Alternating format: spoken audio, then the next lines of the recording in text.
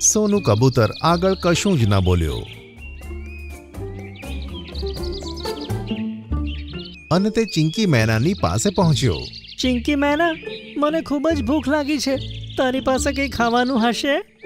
કબૂતર ભાઈ, તમે થોડા સમય પહેલા આવ્યા હોત તો તમને અમે અમારી સાથે જ ખાવાનું આપ્યું હોત, પણ હવે તો અમારું બધું ખાવાનું ખતમ થઈ ગયું. આ સાંભળી કબૂતર આગળ ચાલ્યું. આમ તે ઘણા બધાના ઘરે ગયો, પણ કોઈ તેને એવું ન મળ્યું કે જેને આવતીકાલની ચિંતા હોય. તે થાકીને તળાવને કિનારે બેસી ગયો અને ઊંડા વિચારમાં પડી ગયો. જંગલમાં જ્યારે વરસાદ આવશે અને ઘરમાંથી નીકળી નહીં શકાય તો આ લોકો શું ખાશે? કાલની ચિંતા જ નથી કરતા.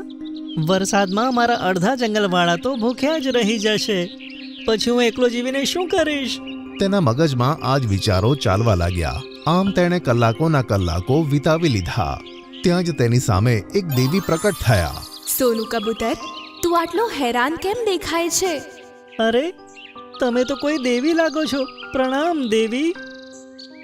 તારા દુખી હૃદયની પોકાર એટલી વધારે હતી કે 7મા આકાશ પર બેઠેલી હું પોતાને અહીંયા આવવાથી રોકી જ ના શકી. બોલ, તારા દુઃખનું કારણ શું છે? દેવીજી, મારા જંગલના